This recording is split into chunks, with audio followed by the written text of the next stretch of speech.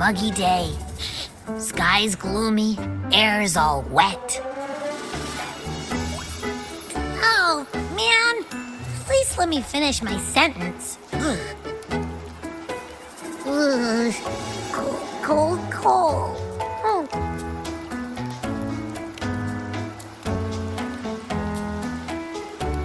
All right. I'm famished. We barely had a bite sprinting all the way here from Ragusa. Whoa! Pinch me! This is a feast and a half!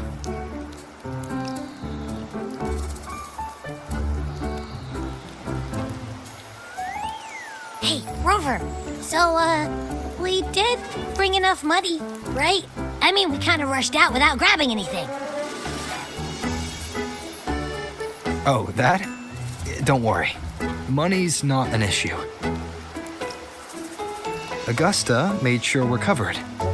All our food and lodging here in Septimont is billed straight to the Ephor's palace. But I think the owner might have overdone it a little. Ha! Better get used to it. You're the champ of the Great Agon. And you know me. If food's on offer, I'll be a scoffer. Yeah, no leftovers, guaranteed.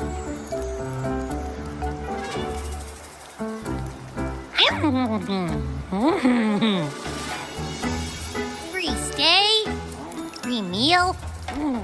This Ephor really knows how to treat guests. Maybe we should, hang around a bit longer.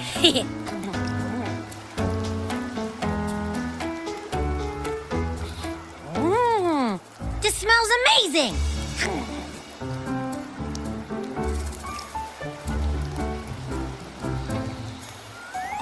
Abby, what do you think Imperator wants me to find? If Cardathia is right, the last clue should be somewhere on the Sanguis Plateaus.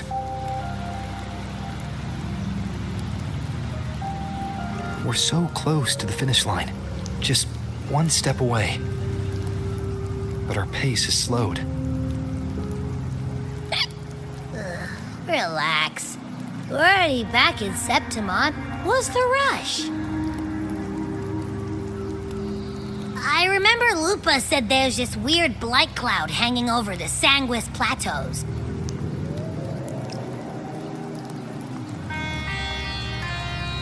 And when the high tide, or whatever, rolls around, all the gladiators go there to hunt tacit discords. Wait, is the high tide coming up soon? The Ephor's invite did say something about a big hunt. Huh, that reminds me. Aren't we supposed to meet her today?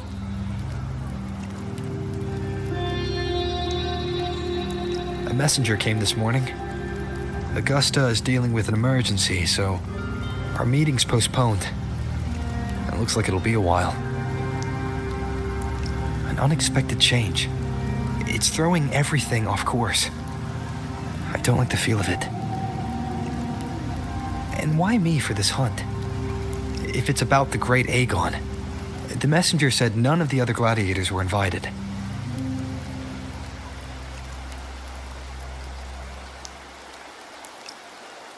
Who knows? Maybe she just wants to test her strength against you. Typical Septimontian, right? You think so? I've only met her a few times, but I doubt she acts on such simple impulses.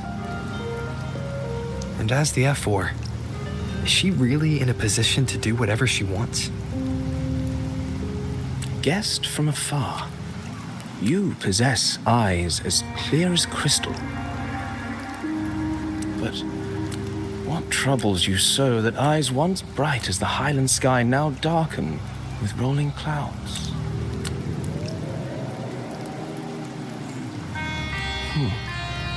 A warrior who walks the blade's edge does not falter over trifles.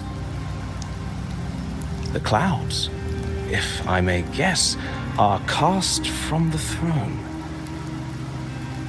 At the peak of Capitolini Hill, beneath the pale walls of the Ephor's palace, secrets lie buried.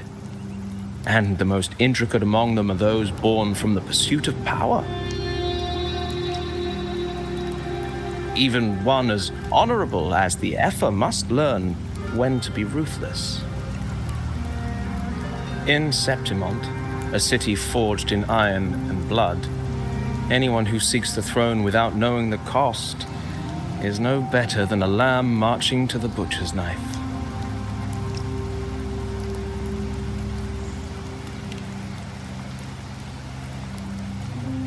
I am Nestor, a traveling poet.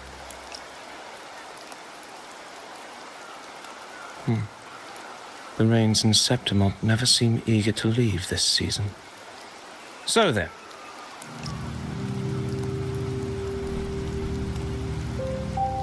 if you are curious about the Ephor, then allow me to say that nothing would honor me more than to offer even a modest service to the champion of the Great Agon. Wait, how do you know he's the champion? And all that stuff about the Ephor, too? Huh? Your eyes.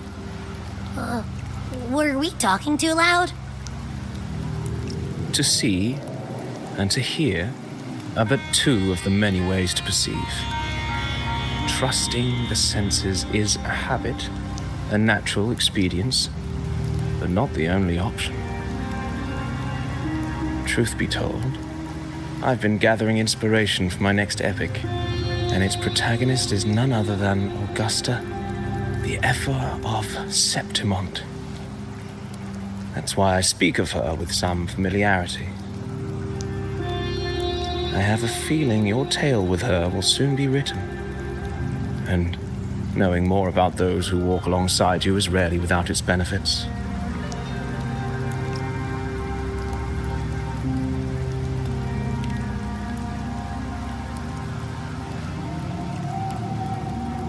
Augusta, a girl of humble birth, a resonator of modest talent, a commoner without noble patronage, and yet, from the den of wolves that is Septimont City, she rose and eventually claimed her place.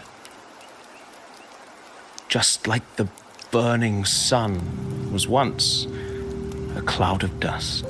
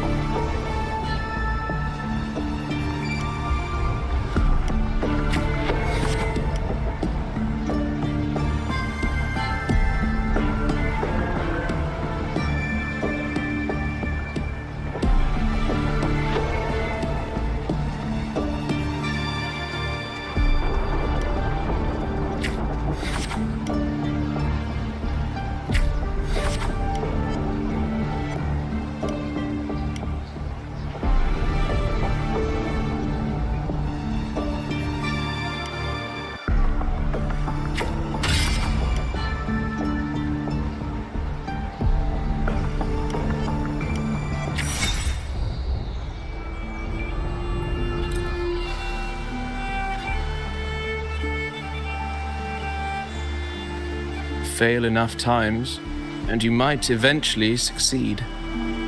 Should we call it resilience? Or mere stubbornness? Or perhaps, for a girl who has lost everything, there was never a second option. She had no one to trust but herself, and naught but a blade to hold. And yet, as the first stanza of an epic, this is nothing extraordinary. Since the lament, across the scorched lands of Solaris, I've heard this story repeat itself, again and again. Greatness. Yes, our era has certainly seen it. But true greatness is never found on the first page of a story. Courage, glory, and honor. Such immortal virtues have been etched in tablet and stone. They are never forged overnight. Light as a thread, elusive as the wind, they weave themselves into every twist of fate, tangling with every insignificant choice we make. I don't know. It's just unbelievable. The Augusta he's talking about, and the Ephor we saw in the arena. No way they're the same person. A girl far from home, arriving in the city upon Capitolini Hill in pursuit of strength. No title, no status, no wealth. I doubt anyone at the time could have imagined her rising to where she is now. Do you mean Cato? Do you believe Cato handed her that final victory on purpose, and that his scathing words were a test of her resolve? Then Cato must have been an idealist to place his faith in a girl with nothing to her name. Now, why don't we keep this question in mind and see where the story leads us?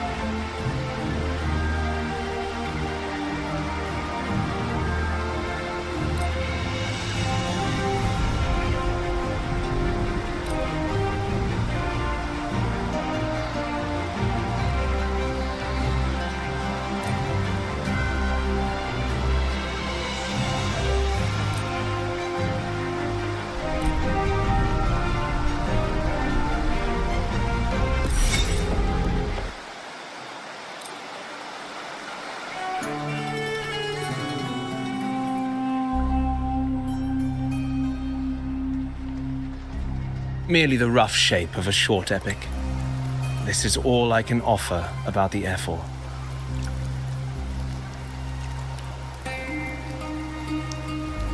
Now, as a listener, what do you make of my narration?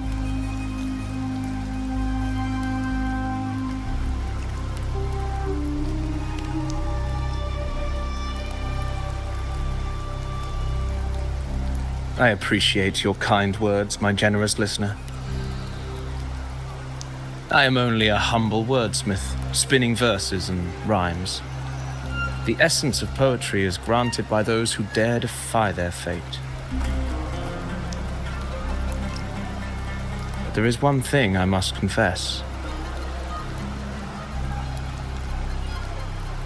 Through my words, your knowledge of the Ephor is partial, at best. Poetry can only offer a glimpse of the true story, the reality of people, events, and things slips beyond the grasp of words. I do not belong in the pages of the epic, so I remain confined to the observer's gaze. I can imagine events and emotions unfold, but I cannot truly recreate them. Here's some advice for you, though I hesitate to call it such. If you want the truth of a story, step into it. Become part of it. The opportunity stands before you now.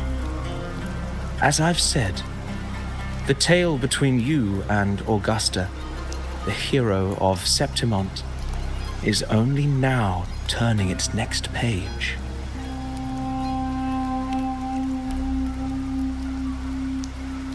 It's not difficult to see. Fate flows like the stars, tracing their course. Your destination is written in the steps you take.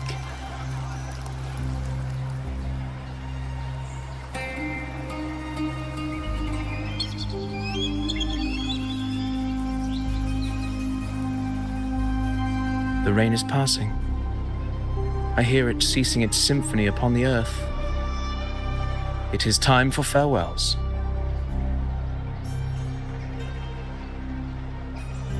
Before I leave, may I ask you one last question?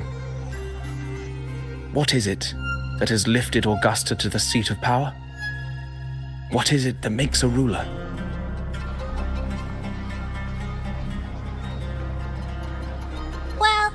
I'd say strength.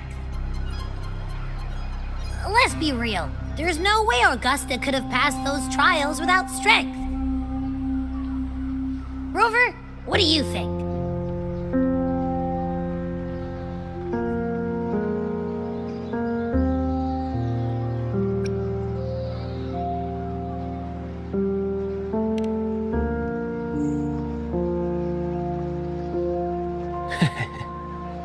You needn't rush to answer now. Keep it in mind as you continue your journey. When the final chapter is written, the answer will reveal itself.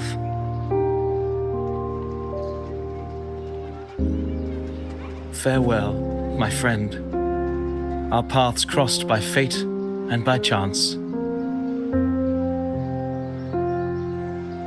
Soon, after this brief encounter, everything about me will be gone with the wind. But you, your epic continues.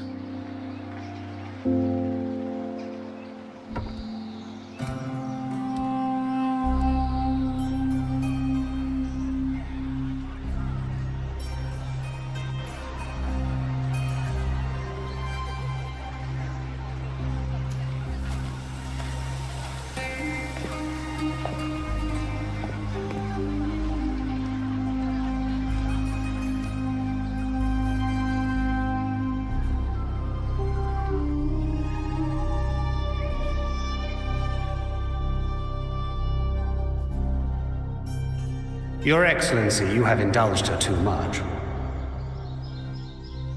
As the priestess, you know is far too unruly in both action and word. It's a disgrace to her title. Indeed. She entered the palace unannounced, uninvited, and with no decorum. A blatant affront to the authority of the palace. Same as always. Senators, all she crossed was a doorway. One too insignificant to carry the weight of our authority, or defend anyone's fragile pride. Let us not forget, it is not the walls of Capitolini Hill that command fear. It is my will, my sword, and our relentless conquest. I know your fear. You fear a priestess's voice drowning yours, and a rebel challenging the Senate's rule.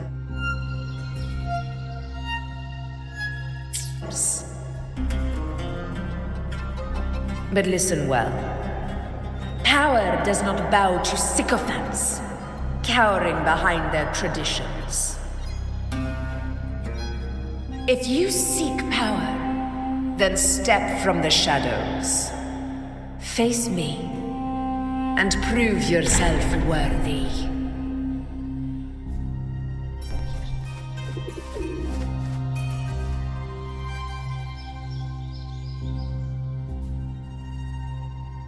Took you long enough, Augusta. Handling the senators takes time. You know that. Well, to keep our esteemed priestess from waiting, maybe next time I'll just leave them to their own devices. I'll make sure they record every detail of your feat and relay it word for word to Grandmother Lilibet.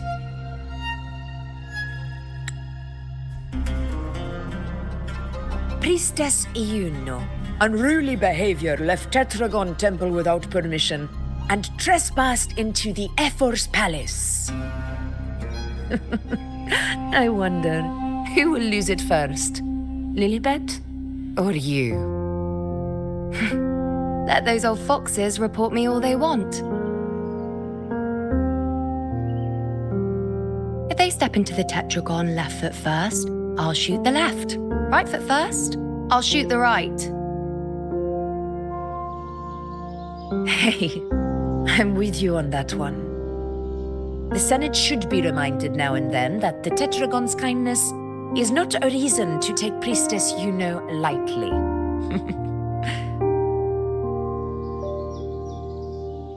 Why didn't you wait there? I had everything handled. We depart for the hunting ground tonight. If anything changed, you could have reached me by my terminal. You didn't need to come all the way here. I want you free of duty until that day arrives. You're overthinking it, Augusta. I'm here to see that person. Grandmother Lilibet said his fate is one of unknowable void. Sounds intriguing enough to make time for.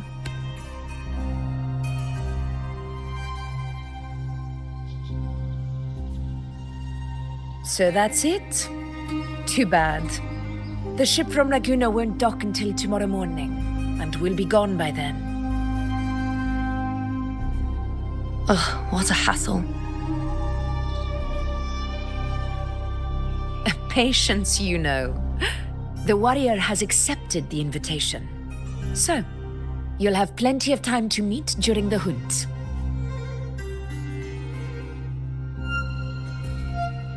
Is there something else you want to say? I read Grandma Lilibet's Book of Prophecies. The hunt and our plan, neither end well. Are you sure we should go through with this? Risk does not trouble me. Peril simply requires greater strength. But really, when did you start caring about the temple's traditions?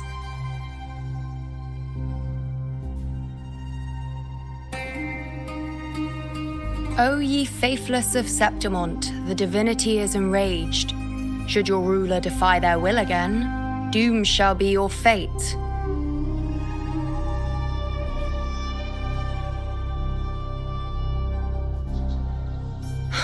Lately, I've been hearing murmurs from the nobles again about the ancient prophecy from Raguna.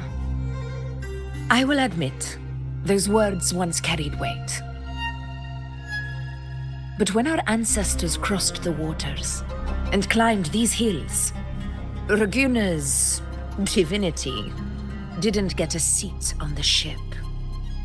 And the priestesses all said the prophecy was incomplete. Only the hero of heroes, wielding extraordinary power, risen from the dark tides, shall bring eternity to Septimont. Then shall the waters quiet, the tempest still, and glory return with the blood of the old king. Do not forget, this is the other half of the prophecy. Fabius, Attilius, Valeria, one after another, these heroes have saved Septimont from the brink of ruin. As long as a hero stands, no disaster can break this eternal city. What if this time is different? What if ruin is our fate?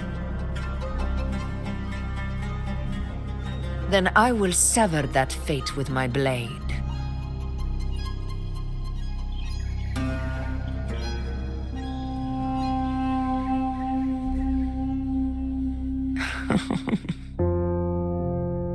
What's so amusing? So, the fearless priestess Iuno can be frightened after all. But it's fine. If you're afraid, don't push yourself. I can handle this alone.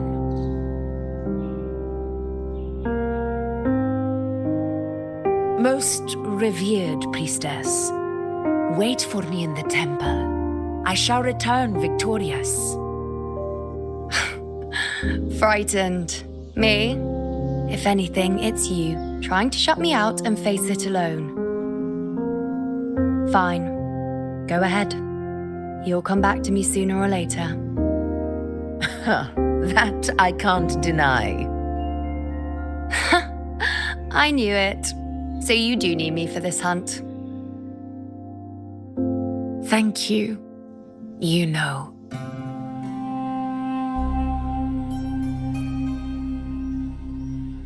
Why are you saying this?